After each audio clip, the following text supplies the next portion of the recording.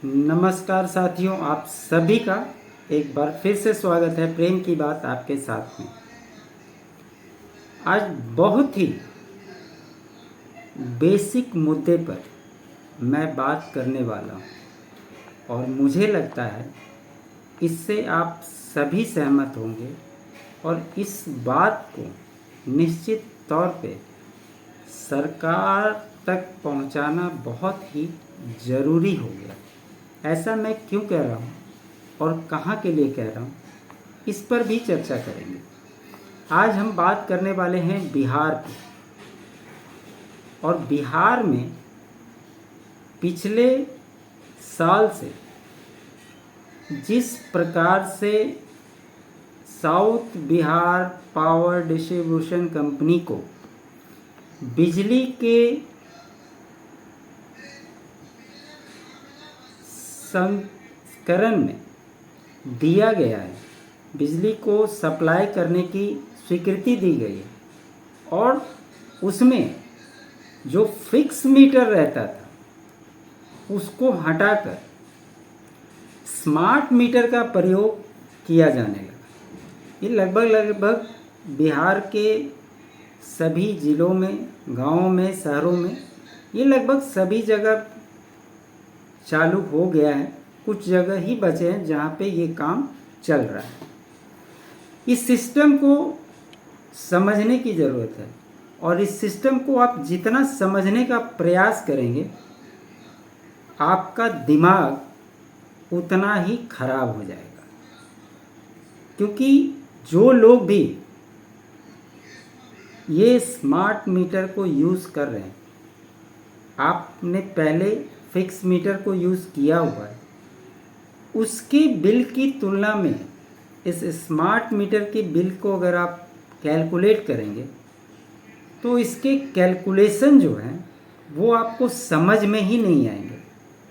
और जो राज्य सरकार इसमें अनुदान देती है, सब्सिडी देती है, उसका क्राइटेरिया क्या है, वो किस प्रकार से लागू होता है, ये समझ से परे है। जब मैंने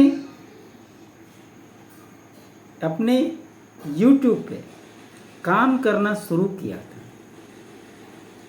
तब शुरुआत की सबसे पहली वीडियो मैंने इसी पे बनाई।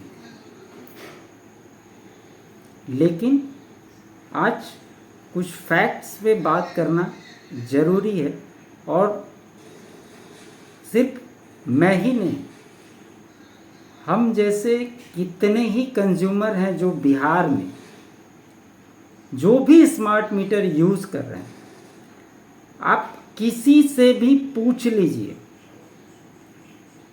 कोई भी व्यक्ति आपको खुश नहीं मिलेगा इससे। ना तो इसके जो टोल फ्री नंबर प्रोवाइड कराए गए हैं वो सही से लगेंगे, ना वो सही प्रक्रिया में काम करते हैं। इससे रिलेटेड पर्सन कौन है, इसका कोई भी जवाब देने को तैयार नहीं है। अगर आप इसकी वेबसाइट को खोलेंगे, south Bihar power distribution company limited, तो निश्चित तौर पे बेली रोड विद्युत भवन में इसकी शाखाएं हैं।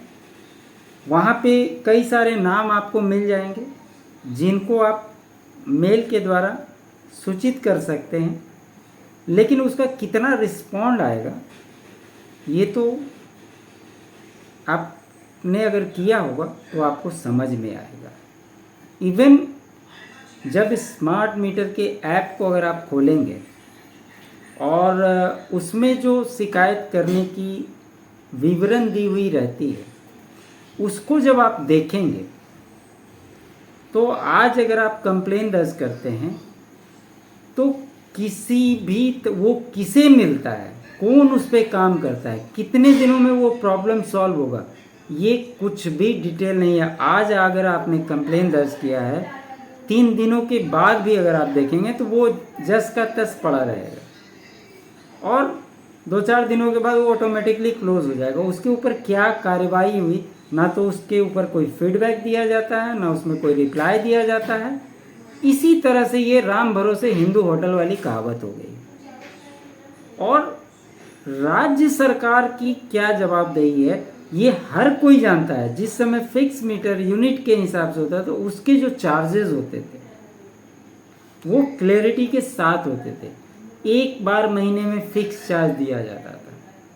लेकिन आज न तो इसकी बेसिक कैलकुलेशन, न ये किस प्रकार से शो होती है, उसका पैमाना क्या है, किसी चीज़ को भी क्लियर नहीं किया गया। ये डार्क में रहता है। फॉर एग्जाम्पल, आप अगर इसके टैरिफ को देखेंगे तो 1 से 100 यूनिट तक का अलग रेट होता है, 100 से 200 यूनिट का अलग रेट होता है, और 200 यूनिट के बाद इसका रेट ऑटोमेटिकली बढ़ जाता है। ये आप सभी जानते हैं, ऐसा ही होता रहा है। उसमें एक बार फिक्स चार्जेस लगते हैं। अभी जो इसको बाइफर्केशन किया गया है, मैंने इसको कैलकुलेट करके देखा। अर्बन क्षेत्र में, शहरी क्षेत्रों में इसका जो परसेंटेज आ रहा है, मैं अपनी मीटर को कैलकुलेट करके बता रहा हूँ, तो इसका जो परसेंटेज आ रहा है, सपोज मान लीजिए कि एक दिन में 5 यूनिट बिजली उठ रही है, तो इसका कैलकुलेशन 4.57 रुपया पर यूनिट के हिसाब से कैलकुलेट किया गया। अगर आप इसको 5 यूनिट आपका कंजम्पशन है आज का, इसको कैलकुलेट करेंगे तो 22.85 रुपया होता है। इसमें सरकार पर डे फिक्स चार्ज के रूप में 5.34 रुपया लेती है। इन दोनों को अगर आप जोड़ेंगे तो 28.19 रुपया होता है। और अगर इसको फिर से आप डिवाइड करेंगे 5 यूनिट से तो 4.57 रुपया जो इसको छोड़ करके आ रहा था, ये यूनिट बढ़ करके 5.668 रुपीज़ पर यूनिट आपको होता है। ये अप टू 100 यूनिट के लिए। और अगर 100 यूनिट के बाद अगर आप जाते हैं तो यही पर यूनिट कैलकुलेशन बैठता है 6.06 रुपया, जो मैंने डिवाइड करके देखा। और अगर आपका 5 यूनिट कंजम्पशन होता है तो 30.30 रुपया इसका कंजम्पशन होता है। और वो फिक्स चार्ज तो फिक्स ही है, 5.34 रुपया। इसको अगर आप जोड़ेंगे तो 35.64 रुपया 5 यूनिट के हिसाब से आपका टोटल बैठेगा एक दिन का कंजम्पशन। और इसको अगर आप डिवाइड करेंगे तो ये बढ़कर 7.12 रुपया पर यूनिट पड़ता है। ये अभी के पिछले 1 महीनों के हिसाब से मैंने कैलकुलेट करके देखा तो ये अभी है। और अगर 5.34 रुपया फिक्स चार्ज को अगर आप जोड़ेंगे 30 दिन के लिए तो 160.20 रुपया ये चार्ज लेती है सरकार, जो फिक्स है। इसमें कहीं कोई छेड़छाड़ नहीं होगा, प्लस पर यूनिट के हिसाब से। लेकिन अगर आपका अकाउंट किसी कारण से 10 रुपया भी माइनस में है तो आपकी बिजली कट जाएगी। आप ठीक है, कट गया, आपने उसे रिचार्ज कर दिया, आपका बैलेंस उसमें शो करने लगा। कभी कभी तो ये कैलकुलेशन ऐड होने के बाद आपका बैलेंस उसमें शो कर देगा और बिजली भी 5 मिनट में आ जाएगी। लेकिन कभी कभी ऐसा होता है कि आपकी बिजली पैसे जमा करने के बाद आप रिचार्ज कर देते हैं, उसके 1.5 घंटे के बाद तक वो कनेक्टिविटी नहीं होगी। और उस समय अगर आपको किसी काम के लिए बिजली की आवश्यकता है, आप इसके टोल फ्री नंबर 1912 पे लगाएंगे तो ये कॉल लगना, जैसे एक समय में BSNL को लेकर लोग कहते थे ना कि भाई साहब नहीं लगेगा, वही स्थिति इसकी है। 1912 जो इसकी टोल फ्री नंबर है, क्या सरकार को इसका अल्टरनेट व्यवस्था नहीं करना चाहिए? आप पूरे बिहार में इसके माध्यम से बिजली सप्लाई कर रहे हैं और ऐसा टोल फ्री नंबर आपने दिया है कि ये लगता नहीं है। और अगर लग गया और जिस बंदे ने फ़ोन उठाया, सबसे पहले तो वो अकाउंट नंबर पूछेगा कि आपका बिजली बिल कहाँ से बोल रहे हैं। फिर वो बोलेगा ठीक है मैं इसको चेक करता हूँ। वो चेक करता हूँ बोल करके आपको लाइन पे जो होल्ड पे मारेगा, वो अगले 5-7 मिनट तक लाइन में आएगा ही नहीं।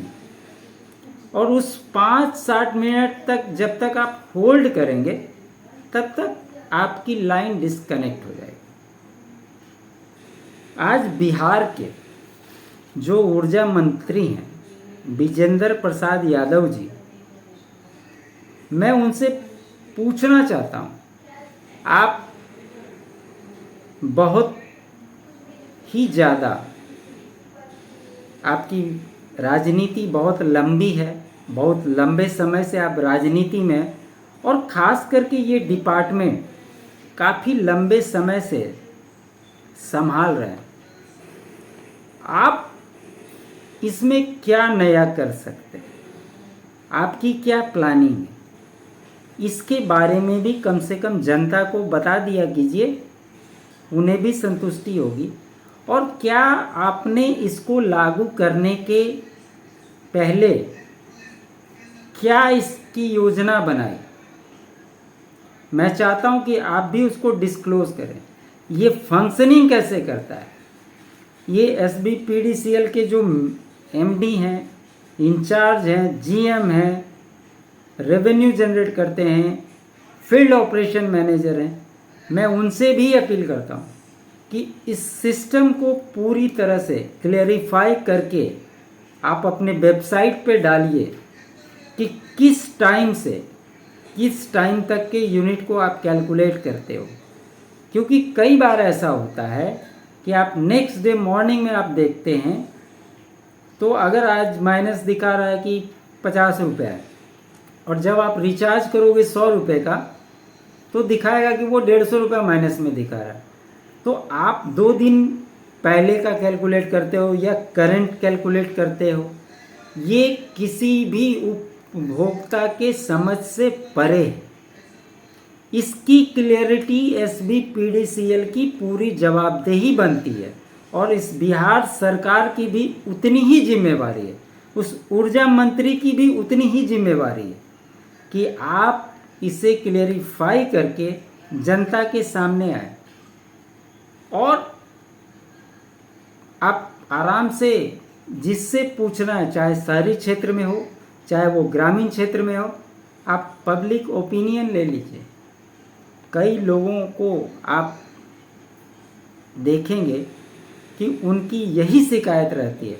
और इससे बड़ी बात, आप अपने क्षेत्र के पावर सब स्टेशन में चले जाइए, लोगों की लाइन लगी रहती है कि हमने इतना जमा किया, अचानक से आज इतना दिखा दिया। मतलब इसका कोई कैलकुलेशन ही नहीं है कि किस प्रकार से बिजली कंजम्पशन हो रहा है। जो लोग 500 रुपये में महीने भर का बिल भर रहे थे जिस समय फिक्स चार्ज था, आज वही लोग 1500 रुपये महीने भर रहे हैं। उसके बाद भी कब आपका पॉजिटिव बैलेंस नेगेटिव में बदल जाएगा, इसके कोई भी आंकड़े जारी नहीं होते। दूसरी बात, गवर्नमेंट जो सब्सिडी देती है, आप उसे जब 1 महीने के बाद ये जो बिजली बिल जनरेट होता है, तो आप तो पैसे एडवांस में लेते हो,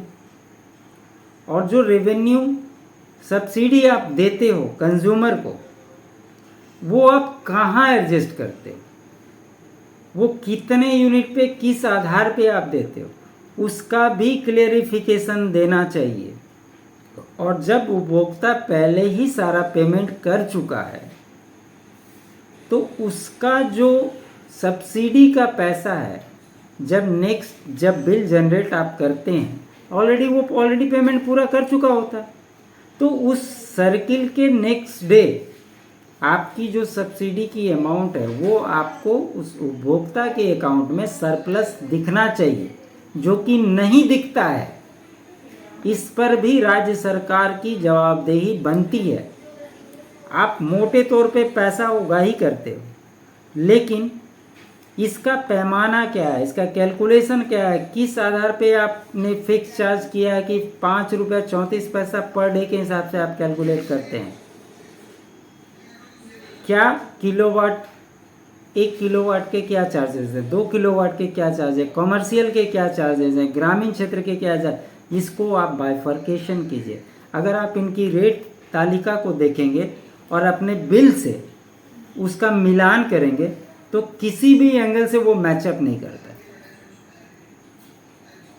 तो मेरा मुख्यमंत्री से आग्रह है कि नीतीश कुमार जी, इसको थोड़ा आप देखिए, और ऊर्जा मंत्री विजेंद्र यादव जी से भी मैं अपील करता हूँ कि आप इसे संज्ञान में लें, SBPDCL के अधिकारियों के साथ बैठक करें, किस प्रकार से बिजली की सप्लाई होती है उसको आप सिलसिलेवार ढंग से देखकर एक प्रॉपर उसका यूनिट चार्ट बनाएं, लोगों को प्रोवाइड करें, टोल फ्री नंबर को सबसे पहले बदलें, अधिकारियों से कैसे संपर्क हो सकता है उसकी विवरण को डालें वेबसाइट पे, इससे संबंधित अधिकारी नियुक्त किए जाएं कि इस तरह की कंप्लेंट्स और शिकायत को किसके पास कथित तौर पे दिया जाए जिसकी सुनवाई त्वरित हो। इन सब चीज़ों को क्लेरिफिकेशन करने की ज़रूरत है और मैं उम्मीद करता हूँ मेरा इस वीडियो का बनाने का मैसेज ही यही है कि सरकार तक ये बात पहुँचे। आप सभी देखने वाले लोगों से भी मैं अपील करूँगा, इस वीडियो को जितना ज़्यादा से ज़्यादा हो सके इसको शेयर कीजिए, लोगों तक भेजिए, और आप भी मैंने जो बातें बताई है इसको अगर आप झेल रहे हैं तो निश्चित तौर पर अपनी बातों को रखें, उसके हिसाब से हम लोग आगे सरकार तक अपनी बात लगातार पहुंचाने की कोशिश ज़रूर करेंगे। तो ये व्यक्तिगत चीज़ है जो हर कोई फेस कर रहा है इस बिहार के अंदर।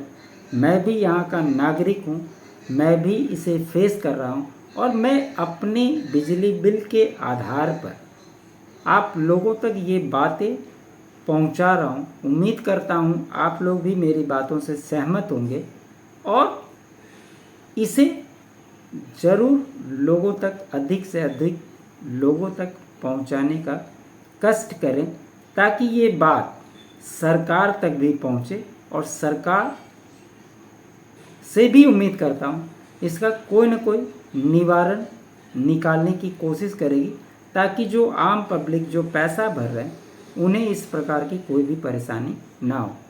अगर आप लोगों को ये विश्लेषण अच्छा लगा हो तो आप लोग ज़रूर अपना कंट्रीब्यूशन करें। चैनल को सब्सक्राइब नहीं किया है तो चैनल को अधिक से अधिक सब्सक्राइब ज़रूर कर लें। बाकी डिटेल्स आपको हमारे डिस्क्रिप्शन में भी मिलेंगे। उम्मीद करता हूँ आप लोग सहयोग ज़रूर करेंगे। आप सभी का बहुत बहुत धन्यवाद।